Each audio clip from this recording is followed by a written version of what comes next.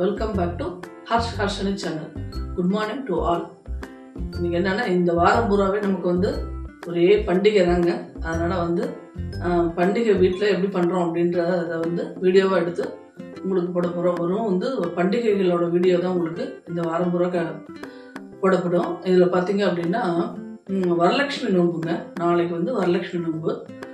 வரலட்சுமி நோம்பு வந்து பார்த்தீங்கன்னா போன வீடியோவில் நான் போன வருஷம் நிறைய சொல்லியிருக்கேன் வரலட்சுமி நோம்பு பற்றி. பார்க்காதவங்க அந்த வீடியோ வந்து இப்போ லாஸ்ட் இயர் வந்து வரலட்சுமி நோம்பு வீடியோ எடுத்து பார்த்தீங்கன்னா நம்ம சேனலில் நல்லா நீட்டாக எல்லாமே தெரியும். இது வந்து கஷ்டப்படுறவங்க, கடன் கட்சி இருக்கிறவங்க, குழந்தை இல்லாதவங்க, கல்யாணம் ஆகாதவங்க, இது யாராருக்கு என்னென்ன வந்து வேணுமோ, என்னென்ன கஷ்டத்தில் இருக்கமோ அவங்கெல்லாம் அந்த கஷ்டம் நிவர்த்தி ஆகணும் அப்படின்னு வேண்டிட்டு இந்த வரலட்சுமி தேவியை நம்ம வந்து நாளைக்கு வந்து வழிபட்டோம் அப்படின்னா ரொம்ப நம்மளோட அனைத்து கஷ்டங்களையும் நீங்கி சந்தோஷமான வாழ்வு நமக்கு கிடைக்குங்க. இது என்ன அப்படின்னா இந்த வரலட்சுமி நோம்பு வந்து எல்லாருக்கும் இருக்காதுங்க. எங்கள் இதுலேயே வந்து பார்த்தீங்கன்னா நிறைய பேருக்கு வந்து சாஸ்திரிகள் எல்லார் வீட்டுக்கும் பண்ணுவார். கடைசியில் பார்த்தா அவங்க வீட்டில் நோம்பு வழக்கம் இல்லை அப்படின்வாங்க. ஏன்னா அவங்க வீட்டில் வந்து அவங்க அம்மாவுக்கு வழக்கம் இல்லை, அதனால என் ஒய்ஃபும் எடுத்துக்கல, அதனால எங்கள் வீட்டில் இது வழக்கம் இல்லை அப்படின்னு சொல்லுவாங்க. இதுலேயே பார்த்தீங்கன்னா எங்கள் வீட்லேயே பார்த்தீங்கன்னா எங்கள் கிருத்திகாவுக்கு வழக்கம் கிடையாது. கிருத்திகா மாமியார்லாம் இது செய்யலை, அவங்க வீட்டில் வழக்கம் கிடையாது. ஆனால் எனக்கு வழக்கம் இருக்கிறதுனால அவங்க இருக்கிறதுனால என்னோட சேர்ந்து அவ செய்வோம், அவ்வளோதான். அது வந்து இந்த இது பார்த்தீங்க அப்படின்னா இந்த நோம்புக்கு வந்து கலசம்தான் வச்சு செய்யணும். வழக்கம் இல்லாதவங்க கலசம்தான் வச்சு செய்யணும். கலசம் வச்சு செய்யறதுக்கு தான் உங்களுக்கு வந்து வழக்கம், அந்த ப்ரொசீஜர் எல்லாம் தேவை. எப்பவும் செய்கிற வெள்ளிக்கிழமை பூஜை மாதிரி வரலட்சுமி அம்மன் படத்தை வச்சு, லக்ஷ்மி படத்தை வச்சு அதுக்கு வந்து லட்சுமி அஷ்டோத்திரம் படித்து நைவேத்தியம் பண்ணி ஒரு கற்பூரை ஏற்றி ஆர்த்தி சுற்றி கொட்டினாலே நல்ல பலன்கள் இருக்குது. வேறு எதுவுமே தேவை கிடையாது நமக்கு. இப்போ வந்து வரலட்சுமி பூஜை, கனகதார சோசம் எல்லாமே தூய தமிழில் புக்கு கிடைக்குது. வாங்கி ஒரு 15 நிமிஷம் 20 நிமிஷம் தான் அந்த புக்கை வச்சு கலசம் இல்லாமல் பூஜை பண்ணுறதுக்கு ஒரு 15 நிமிஷம் தான் ஆகும் உங்களுக்கு. பிள்ளையார் பிடிச்சி வச்சு, மஞ்சள் பிள்ளையார் பிடிச்சி வச்சு, சுக்லாமரதனம் கொட்டிண்டு அந்த அஷ்டோத்திரத்தை படித்து கற்பூரை ஏற்றினாலே ஒரு நைவேத்தியம் ஏதோ ஒரு நைவேத்தியம், கல்கண்டோ இல்லை மகா நைவேத்தியம், சாதம் இதுவோ இல்லை பாயசமோ ஏதோ உங்களால் முடிஞ்சது. நாளைக்கு வந்து வரலட்சுமி நோம்புக்கு என்ன ஸ்பெஷல் நம்ம வீட்டில் செய்ய போகிறோம் அப்படின்னு சொல்கிறேங்க. நாளைக்கு பார்த்தீங்கன்னா நம்ம வீட்டில் வந்து கொழுக்கட்டை. என்ன கொழுக்கட்டை அப்படின்னா தேங்காய் கொழுக்கட்டை, எள்ளு கொழுக்கட்டை, அடுத்தது வந்து பார்த்தீங்க அப்படின்னா உளுத்தம் கொழுக்கட்டை அப்படின்வாங்க. ஏன்னா உளுத்தம் கொழுக்கட்டை எதுனா உளுத்தம் கொழுக்கட்டை சுவாமிக்கு நைவேத்தியத்துக்கே கிடையாது. இந்த தேங்காய் கொழுக்கட்டை எள்ளு கொழுக்கட்டை தான் நைவேத்தியம். வடைப்பட்டி நைவேத்தியம் பண்ணுவோம். இது எதுக்குன்னா ஸ்வீட்டே சாப்பிட்றதுனால அது வந்து ஒரு சேஞ்சுக்கு வந்து உளுத்தம் இதில் வந்து காரம் போட்டு ஒரு கொழுக்கட்டை அது ஒன்று செய்வோம். அடுத்தது வந்து பால் கொழுக்கட்டை, பாயசத்துக்கு பதில் பால் கொழுக்கட்டை அது செய்வோம் நாளைக்கு நைவேத்தியத்துக்கு. இன்னைக்கு வந்து ப்ரிப்பரேஷன் வீடியோ தான் நம்ம பார்க்க போகிறோம். என்ன அப்படின்னா அந்த கொழுக்கட்டைக்கு தேவையானதெல்லாம் இன்னைக்கு வந்து மாவுலாம் ரெடி பண்ணிட்டாச்சு. மாவுலாம் இப்போ பாக்கெட்லேயே நல்லா கிடைக்கிறது. முன்னாடிலாம் பார்த்தீங்க அப்படின்னா மாவு நிறைய கூட்டு குடும்பங்கள் இருக்கும்போது நிறைய 5 படி 10 படி களைஞ்சி உணர்த்தி அதை இதில் உரலில் போட்டு இடித்து சளிச்சு எல்லாம் பண்ணி வச்சுப்பாங்க. இப்போ அப்படிலாம் கிடையாது. அழகாக மாவு, பச்சரிசி மாவு, நல்லா கொழுக்கட்டை மாவு கிடைக்கிறது. தாராளமாக அதை வாங்கியே பண்ணலாம், அதனால ஒன்றும் தப்பு இல்லை. அந்த கொழுக்கட்டை மாவு வீட்லேயும் நீங்கள் ரெடி பண்ணியே செய்யலாம். இந்த மாவு பார்த்தீங்க அப்படின்னா இந்த மாவு ரெடி பண்ணி நம்ம செஞ்சுக்கலாம் மேல் மாவுக்கு. இப்போ உள்ளுக்குள்ளே வைக்கிற இந்த பூர்ணம்லாம் இன்றைக்கே செஞ்சிடணும். முதல் நாள் செஞ்சு வச்சா நமக்கு ஈஸியாக இருக்கும். நாளைக்கு செய்யக்கூடாதுன்னு கிடையாது. நாளைக்கு வந்து 10:30 12 ராவுகாலம் வேறு நடுவில் இருக்கிறதுனால அந்த 10:30க்கு முன்னாடியே நோம்பு நூற்றி சரடு கட்டிடணும் அப்படின்னு சொல்லுவாங்க சுவாமிக்கு பூஜை பண்ணி. அதனால வந்து நம்ம என்ன பண்ணுவோம்னா இதெல்லாம் முன்னாடி ப்ரிப்பரேஷன் முன்னாடி இந்த பூர்ணம்லாம் கலரி வச்சுருந்தோம்னா ஒரு கொழுக்கட்டையை மட்டும் பண்ணி ஆவியில் வச்சு டக்குன்னு சுவாமிக்கு பூஜையை முடிச்சிடலாம் நம்ம. அதனால வந்து ரொம்ப ஈஸி. சில பேர் வீட்டில் சாஸ்திரிகள் வந்து பண்ணணுவாங்க. அந்த டைமில் சாஸ்திரிகள் 6 மணிக்கு 4 மணிக்கு 5 மணிக்கெலாம் வருவாங்க. அந்த மாதிரி வந்து டைமுக்கும் நமக்கு வந்து இது வந்து சாஸ்திரிகள் வர டைமுக்கு எல்லாம் ரெடி பண்ணி வச்சுக்கணும் இல்லையா, அது இருக்குது. அதனால வந்து இந்த பூர்ணம்லாம் ரெடி பண்ணி வச்சுட்டோம்னா தேங்காய் பூர்ணம், எள்ளு பூர்ணம் இது ரெண்டும் முதல் நாளே ரெடி பண்ணிக்கணும். இந்த இது வந்து பார்த்தீங்க அப்படின்னா உளுத்தம் கொழுக்கட்டைக்கு பூர்ணம் வந்து காத்தால வடக்கு அரைக்கும் போது அதோட சேர்த்து அந்த உளுத்தம் பூர்ணத்துக்கு உளுத்தம் கொழுக்கட்டைக்கு ஊற வச்சு அரைச்சிக்கணும். அது நாளைக்கு தான் ரெடி பண்ண முடியும். அதனால இதெல்லாம் இன்னைக்கு பண்ணிக்கிறது. மாக்கோளம் போடுறது, சுவாமி கோலத்துக்கு மனைக்கீழே மாக்கோளம், அடுத்தது வந்து அம்மன் ரெடி பண்ணி வைக்கிறது, இது எல்லாமே வந்து பார்த்தீங்க அப்படின்னா இன்றைக்கி வந்து முதல் நாளே வந்து ரெடி பண்ணிடணும். இந்த கலசத்தை ரெடி பண்ணி அதில் வந்து இது கலசத்துக்கு பாவாடையெல்லாம் கட்டி உள்ளுக்குள்ளே அரிசி போன வருஷம் நான் காட்டியிருப்பேன் உங்களுக்கு. அது திரும்பவும் நாளைக்கு காத்தால தான் ரெடி பண்ணுவேன். பண்ணும்போது நான் உங்களுக்கு அதை காமிக்கிறேன். கண்டிப்பாக ஷார்ட்ஸாகவே எடுத்து உடனே உங்களுக்கு வந்து போடுற மாதிரி அதை காமிக்கிறேன். அந்த கலசத்துக்குள்ளே என்னென்ன போடுறோம், கலசம் எப்படி வைக்கிறோம் அப்படின்றத காமிக்கிறேன். அடுத்தது பார்த்தீங்க அப்படின்னா இன்னைக்கு வந்து நம்ம வந்து இப்போ பூர்ணத்துக்கு போகலாம். பூர்ணம் பார்த்தீங்க அப்படின்னா என்னென்ன சாமானுக்கு தேவை அப்படின்றத பார்க்கலாம். தேங்காய் நல்லா ஒரு தேங்காவை உடைச்சி துருவி ஒரு கப்பு நிறைய, இந்த கப்பு நிறைய வச்சுருக்கேன். இந்த கப்பு கிட்டத்தட்ட ஒரு 200-250 கிராம் பிடிக்கும். நல்லா கோபுரமாகவே வச்சுருக்கேன் பாருங்க. இதுக்கு வந்து தேவையான வெல்லம் வந்து ஒரு 3/4 கப்பு எடுத்து வச்சுருக்கேன். நான் போடும்போது உங்களுக்கு எவ்வளோன்றத சொல்கிறேன். கண்டிப்பாக சில சமயம் வந்து ரொம்ப அதிகமாக வெல்லம் போட்டோம் அப்படின்னா கமர்கட்டு மாதிரி ஆகிடும். இந்த பூரணம் எடுக்கிற போது ரொம்ப பிகின்னு இருக்கும். அடுப்பில் வச்சு திரும்ப வெந்நீரில் வச்சு அதை சுட வச்சு அதுக்கப்புறம் குழம்பு. அதனால் ஒன்றும் இல்லை, வெந்நீரில் வச்சுன்னா கொஞ்சம் இலகும். அதுக்கப்புறம் பூரணத்தை வச்சு நம்ம குழக்கட்டை செய்வோம். இந்த இதெல்லாம் தொந்தரவுலாம் இல்லாத இருக்கிறதுக்கு கரெக்டான பதத்தில் எடுத்துடணும். கரெக்டான அளவு வெல்லமும் இருந்தோம்னா குழக்கட்டை நல்லா சூப்பராக நல்லா பூரணம் அமையும். இப்போ பார்த்தீங்க அப்படின்னா இதுக்கு வந்து ஒரு 1/2 கப்புங்க. இது 1 கப்புனா 1/2 கப்பு வெல்லம் எடுத்தால் சரியாக இருக்கும் உங்களுக்கு. அடுத்தது பார்த்தீங்க அப்படின்னா எள்ளு கொழுக்கட்டைக்கு எள்ளு கருப்பெள்ளு எடுத்து வச்சுருக்கேன். கருப்பெள்ளு பார்த்தீங்க அப்படின்னா ஒரு 1/2 கப்பு எள்ளு எடுத்து வச்சுருக்கேன். இதுக்கு பார்த்தீங்கன்னா ஒரு 1/4 கப்பு வெல்லம், ஏலக்காய் பொடி பண்ணி வச்சுட்டுருக்கேன். தேவையானதுக்கு வந்து தேவையான அளவுக்கு வந்து ஒரு ஃப்ளேவருக்கு வந்து தேவைன்னா ஒரு ஸ்பூன் வந்து நெய் விட்டுக்கலாம். வேண்டாம்னா நீங்கள் ஸ்கிப் பண்ணிக்கலாம். இதுதான் இதுக்கு தேவையான சாமான். ரொம்ப ஈஸியாக சீக்கிரம் பண்ணிடலாம். இந்த பூரணம் எப்படி பண்ணுறதுன்னு பார்க்கலாம் வாங்க. பிகினர்ஸ்க்கும் ரொம்ப ஈஸி தான். அது புதுசாக கல்யாணம் ஆனவங்க நிறைய பேர் இருப்பாங்க, குழக்கட்டையெல்லாம் பண்ணி செய்யணும்னு ஆசைப்படுவாங்க. இப்படி தாராளமாக செய்யலாம். காமிக்கிறோம் எப்படி செய்கிறது அப்படின்றத பார்க்கலாம் வாங்க. இந்த எள்ளு போட்டாச்சு. இதில்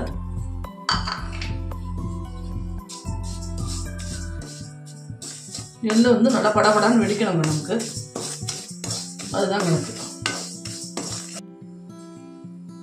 இந்த எள்ளு வந்து நல்லா வெடிக்க ஆரம்பிச்சிருச்சுங்க.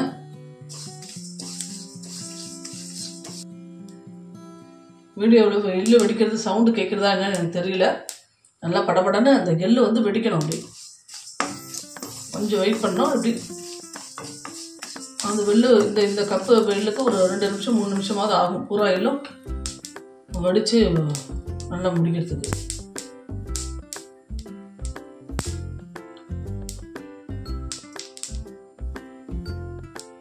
அப்பப்போ வந்து நல்லா இப்படி கலரி விட்டுட்டே இருக்கணுங்க. இல்லைன்னா எள்ளு வந்து தீஞ்சு போயிடும். தீஞ்சு போச்சுன்னா அது ஏற்கனவே எள்ளு கசக்கும், இன்னும் கொஞ்சம் கசக்கு போடணும். அதுதான்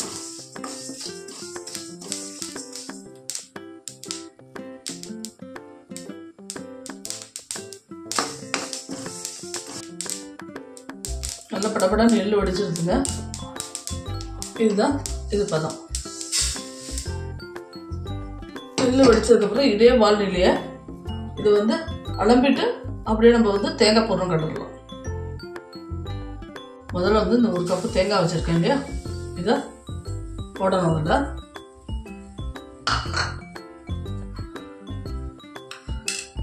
போட்டுட்டு தேங்காய் கொஞ்சம் வதங்கினதுக்கு அப்புறம் ரெண்டையும் ஒன்னாவே நம்ம போட்டுக்கலாம். இந்த வெல்லத்தை அப்படியே இதில் ஒன்றா போட்டுக்கணும். போட்டோன்னு ஒன்றுமே இல்லைங்க, ரெண்டையும் இப்படியே ஸ்லிம்மில் வச்சு கலந்துட்டே இருக்க வேண்டியது. நல்லா ஒரு கோல்டன் கலராக இது மாறிடும். இது தொட்டு பார்த்தோம்னா நல்லா பாகு உள்ளுக்குள்ளே ஓடி இருக்கும். இது பாருங்க, அழுத்தி பார்த்தோம்னா உள்ளுக்குள்ளே அப்படியே இது வரும், பாகு வரும். அதுதான் கணக்கு நமக்கு. அப்போ ரொம்ப அடுப்பை ஆஃப் பண்ணிடலாம். ரொம்ப நேரம் வச்சுருந்தோம்னா பாகு ரொம்ப கெட்டியாகி இறுகி கம்மர் கட்டு மாதிரி ஆகிடும். அப்புறம் நம்ம வந்து வெந்நீரில் காத்தால இருக்கிற அவசரத்தில் வெந்நீரில் வேற அதை வச்சு இலக்க வச்சு அப்புறம் வந்து அது இலகினதுக்கப்புறம் கொழுக்கட்டை பண்ணணும். சுப்பு பண்ணி அதுக்கப்புறம் கொழுக்கட்டை அதில் இதை வச்சு மூடி வேக வைக்கணும். டைம் எடுக்கும். அதனால் கரெக்டான பதம் இது. பார்த்தீங்களா, கரெக்டாக இருப்பாங்க. தீயாத கொள்ளாத கைவிடாமல் கடந்துட்டே இருக்கணுங்க. எனக்கு அவ்வளோதான், வேறு ஒன்றும் கிடையாது. தேங்காய் பூரணம் ரெடி ஆகிடுது. அடுத்தது எள்ளு பூரணம் எப்படி பண்ணுறதுன்னு பார்க்கலாம். இதோ கொஞ்சோண்டு ஏலப்பொடிங்க. ஏலப்பொடி நல்லா பொடி பண்ணி வச்சுருந்தேன் நான். அதை கொஞ்சம் இந்த இதுக்கு போடணும். எள்ளு பொடிக்கு வந்து ரொம்ப தேவை கிடையாது, ஏன்னா அது வந்து எள்ளோட ஸ்மெல்லே நல்லாயிருக்கும். அதனால் வந்து அதுக்கு வந்து ரொம்ப ஏலப்பொடி தேவை கிடையாது. இது தேங்காய் பூரணத்துக்கு ஏலப்பொடி கண்டிப்பாக தேவை. ஒரே ஒரு ஸ்பூனு நெய்யுங்க ஃப்ளேவருக்கு. சரிங்களா, அவ்வளோதான். அது அந்த பூரணத்தோட சூட்லேயே வந்து நல்லா இலகிடும். அவ்வளோதான். இது வந்து ஒரு பாத்திரத்தில் நம்ம எடுத்து வச்சிடணும். ஒரு பாத்திரத்தில் நல்லா நெய் தடவினுங்க. நெய் தடவிட்டு அதுக்கப்புறம் இந்த பூர்ணத்தை அப்படியே எடுத்து வைக்கணும். எடுத்து வச்சு கொஞ்ச நேரம் திறந்து வச்சிருங்க. அது நல்லா ஆறுனதுக்கப்புறம் மூடிக்கணும்.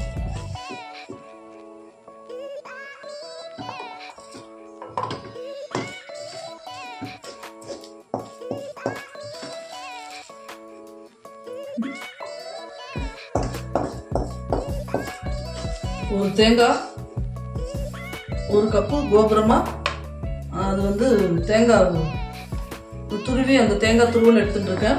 அதுக்கு வந்து 3/4 கப்பு வெல்லங்க. அதுக்கு வந்து பார்த்தீங்க அப்படின்னா கரெக்டாக அந்த 1 கப்பு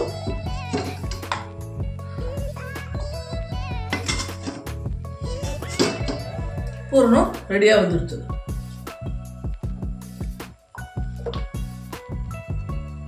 நல்லா கையோட இந்த வேலையை முடிச்சிட்டோம் அப்படின்னா நமக்கு வேலை ஈஸி. இல்லை அதிலே வச்சுருந்தோம்னா கொஞ்சம் ஒட்டிண்டு கொஞ்சம் கஷ்டமாக இருக்கும் எடுக்கிறதுக்கு.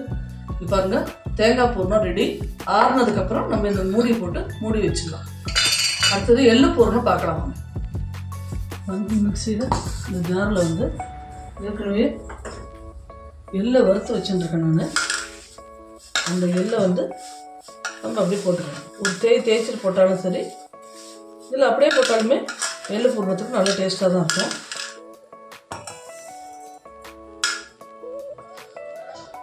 பாருங்க, இந்த எள்ளு ஏலக்காய் ரெண்டையும் ஒன்றா போட்டிருக்கேன். இதை வந்து நம்ம முதல்ல பொடி பண்ணிக்கலாம். பொடி பண்ணிவிட்டு அதுக்கப்புறம் வெல்லம் போட்டு திரும்ப பொடி பண்ணணும். பொடி பண்ணிவிட்டு காமிக்கிறேன். எள்ளு நல்லா பொடி பண்ணியாச்சு. இந்த மாதிரி தான் எள்ளில் இருக்கிற அந்த எண்ணெயும் வெளியில் ஒரு பொடி பண்ணும்போது இப்போ வந்து இந்த வெல்லத்தை இதோட சேர்த்து நம்ம பொடி பண்ணிக்கலாம். இப்போ பார்த்தீங்க அப்படின்னா தேங்காய் பூரணம் எள்ளு பூரணம் ரெண்டும் ரெடி ஆகிடுச்சுங்க. இப்போ வந்து ஒரு தடவை தேங்காய் பூரணம் எப்படி பண்ணுறது, எள்ளு பூரணம் எப்படி பண்ணுறது ரீகேப் சொல்லிடுறேன். நல்லா வந்து ஒரு தேங்காய் நான் துருவி எடுத்துகிட்டு இருக்கேங்க. ஒரு பெரிய கப்பில் 1 கப்பு, அந்த கப்பில் 3/4 கப்பு வெல்லம் எடுத்துகிட்ருக்கேன். ரெண்டையும் ஒன்றா போட்டு இழுப்பு செட்டில் கடை ரெண்டே இருந்தோம்னா அது ரெண்டும் ஒன்று கூடி ஒரு கோல்டன் கலராக அது வந்து மாறுங்க. இந்த வெல்லம் அத்தனையும் பாகா மாதிரி அந்த தேங்காயோட மிக்ஸ் ஆகும். மிக்ஸ் ஆகி இறக்குற சமயத்தில் 1 ஸ்பூன் நெய் விட்டுக்கணும். நெய் வந்து ஆப்ஷனல் தான், தேவையான விட்டுங்க, என்ன ஸ்கிப் பண்ணிக்கலாம். விடணும் அப்படின்ற அவசியம் கிடையாது. ஒரு ஃப்ளேவர் வருமே அப்படின்றதுக்கோசரம் தான் விட்டேன். ஏலக்காய் பொடியை தூவி அப்படியே இறக்கிட வேண்டியது தான். இதுதான் வந்து தேங்காய் கொழுக்கட்டை. தேங்காய் கொழுக்கட்டைக்கு உள்ளே வைக்கிற அந்த பூரணம். எள்ளு கொழுக்கட்டை பார்த்தீங்கன்னா அப்படின்னா எள்ளுக்கு வந்து எள்ளு பூரணத்துக்கு வந்து கிட்டத்தட்ட அதே கப்லேயே வந்து ஒரு 1/2 கப்பு எள்ளு எடுத்துகிட்டு இருக்கேன். அதுக்கு வந்து பார்த்தீங்கன்னா 1/4 கப்புக்கு கொஞ்சம் மேலே, ஏன்னா எள்ளு வந்து தோல் வந்து கொஞ்சம் கசக்கும், அதனால வந்து வெல்லம் கூட இருந்தாலும் தப்பு கிடையாது இருக்குது. அதனால வந்து கொஞ்சம் வந்து 1/4 கப்புக்கு கொஞ்சம் மேலே நான் வந்து இது எடுத்துகிட்டு இருக்கேங்க, வெல்லம் எடுத்துகிட்டு இருக்கேன். எள்ளை நல்லா வறுத்து ஆற வச்சுட்டு முதல்ல எள்ளை பொடி பண்ணிக்கணும். பொடி பண்ணிவிட்டு அதுக்கப்புறம் வந்து வெல்லத்தை வந்து அதில் போட்டு நல்லா ரெண்டையும் ஒன்றா மிக்ஸ் பண்ணி அரைச்சிக்கணுங்க. அரைச்சிட்டு அதிலே ஏலப்பொடியும் போட்டு அரைச்சி ரெடி பண்ணி வச்சுக்கணும். இதுதான் வந்து எள்ளு பூரணம். கொழுக்கட்டைக்கு உள்ளே வைக்கிற அந்த எள்ளு பூரணம். இதெல்லாம் ரெடி ஆகிடுது. இதுக்கு வந்து நாளைக்கு வந்து செய்கிறதுக்கு இது ரெண்டுங்க, தேங்காய் பூரணம் எள்ளு பூரணம் ரெடி பண்ணி வச்சுட்டேன். அதை தவிர வந்து பார்த்திங்கன்னா மாக்கோடம் போடுறதுக்கு ப்ரிப்ரேஷனில் இந்த கோலம் மாவு பச்சரிசியில் மாக்கோடம் போடுவோம் இல்லையா, அந்த ஒரு சின்ன டம்ளரில் 1 டம்ளர் மாக்கோளத்துக்கு அரிசி ஊற போட்டிருக்கேன். அது தவிர வந்து பார்த்திங்கன்னா அம்பாளுக்கு வந்து எப்போவுமே வந்து இட்லி வந்து நம்ம சாப்பிட்றதுக்கு புழுங்கலரிசி இட்லி இப்போ உளுந்து எல்லாம் ஊற வச்சாச்சு. அம்பாளுக்கும் வந்து பார்த்திங்க அப்படின்னா புழுங்கலரிசி இட்லி வந்து நைவேத்தியம் பண்ண மாட்டோம். ஏன்னா அது ஏற்கனவே ஒரு தடவை வேக வச்சதுனால அது வந்து பழசு அம்பாளுக்கு கொடுக்குற மாதிரி ஆகிடும். அதனால வந்து பச்சரிசி வந்து ஒரு சின்ன கப்பில் 1 கப்பு பச்சரிசியும் ஒரு பிடிச்ச பொடி உளுந்தும் ஒன்றா ஊற வச்சுருக்கேன். ஊற வச்சோடனே அதை வந்து அரைச்சிட்டு ஒரு 4 இட்லி காத்தாளுக்கு அதை இப்போ நைட்டே வந்து அரைச்சி உப்பு போட்டு கரைச்சி வச்சுருவோம். காத்தாளுக்கு வந்து இட்லி செய்யும்போது ஒரு 4 இட்லி அம்பாளுக்கு நைவேத்தியத்துக்கு இதில் பச்சரிசி இட்லியை குத்தி நைவேத்தியம் பண்ணுறது வழக்கம். இதுதாங்க இன்னைக்கு ப்ரிப்ரேஷன். இது இல்லாமல் நைட்டு பார்த்தீங்க அப்படின்னா மாக்கோளம் போட்டு சுவாமியிடம் தொடச்சி கோலம் போட்டு வீடெல்லாம் பெருக்கி தொடச்சி, அடுத்தது வந்து வாசப்படிக்கு வந்து மெயினாக இது முக்கியங்க. வாசப்படிக்கு வந்து தோரணம் வந்து மாந்தோரணம் கட்டணும். இப்படி மாந்தோரணம் கட்ட முடியலன்னா கொத்தாவது வாசப்படியில் சொருகணும். சொருகிட்டு அந்த வாசப்படிக்கு மஞ்சள் குங்குமம் இதெல்லாம் வச்சு ரெடி பண்ணிடணும். இதுதான் வந்து ப்ரிப்ரேஷன் இதுக்கு. இதெல்லாம் வந்து நாளைக்கு செய்வோம்னு வச்சுட்டோம்னா ரொம்ப டிலே ஆகும். நமக்கு சரட்டு கட்டிக்கிறதுக்கு எப்படியும் 2 மணி ஆகிடுது. எத்தனையும் காத்தால செஞ்சு முடிச்சு எல்லாம் பண்ணுறதுக்கு. அதனால தான் பாதி வேலையே இதெல்லாம் இன்றைக்கி முடிச்சுக்கலாம் நம்ம அப்படின்னு நான் முடிச்சுட்டு உங்களுக்கு வீடியோ போட்டிருக்கேன். இந்த வீடியோ எல்லாருக்கும் யூஸ்ஃபுல்லாக இருக்கும்னு நான் நம்புகிறேன். நாளைக்கு காலையில் உங்களுக்கு அம்மன் அலங்காரத்துலேருந்து, அடுத்தது வந்து அம்பாள் அடைக்கிறதுலேருந்து, பூஜை பண்ணுறதுலேருந்து, எனக்கு வந்து எங்கள் ஹஸ்பண்டே பூஜை பண்ணி வச்சுருவார் அவரே. அதனால் வந்து பூஜை பண்ணுறதுலேருந்து எல்லா வீடியோவும் உங்களுக்கு தெளிவாக போடுறேன். அநேகமாக ஒரு பிளானிங்கில் வந்து என்னென்னா ராகு காலத்துக்குள்ளே பூஜையை முடிச்சிடணும் அப்படின்னு பிளான் பண்ணியிருக்கேன். அம்பாள் என்ன வழி விட்றாள், எதுவுமே வந்து அந்த செகண்ட் வரைக்கும் நம்மளால் எதுவும் சொல்ல முடியாது இல்லையா, அதுக்கோசரம் தான் சொன்னேன் நான். அதனால் வந்து முடித்த உடனே உங்களுக்கு வந்து வீடியோ வந்து நாளைக்கும் அப்லோட் பண்ணிடுறேன். இந்த வீடியோ வந்து இன்றைக்கி ஈவினிங்கே உங்களுக்கு வந்துடும். மத்தியானமே கூட போட்டால் கூட நீங்கள் வந்து இந்த பூர்ணம்லாம் இதை பார்த்து கூட வெள்ளாளவெல்லாம் நீங்கள் போட்டு செஞ்சுக்கலாம். நன்றி, வணக்கம். இந்த வீடியோ எல்லாருக்கும் பிடிச்சிருக்கும்னு நினைக்கிறேன். இவ்வளோ நேரம் டைம் ஒதுக்கி இந்த வீடியோவை பார்த்ததுக்கு மிக்க நன்றி. லைக் பண்ணுங்கள், ஷேர் பண்ணுங்கள், சப்ஸ்கிரைப் பண்ணுங்கள், சப்போர்ட் பண்ணுங்கள். நாளைக்கு வேறு ஒரு நல்ல வீடியோவில் உங்களை நான் சந்திக்கிறேன். பாய்.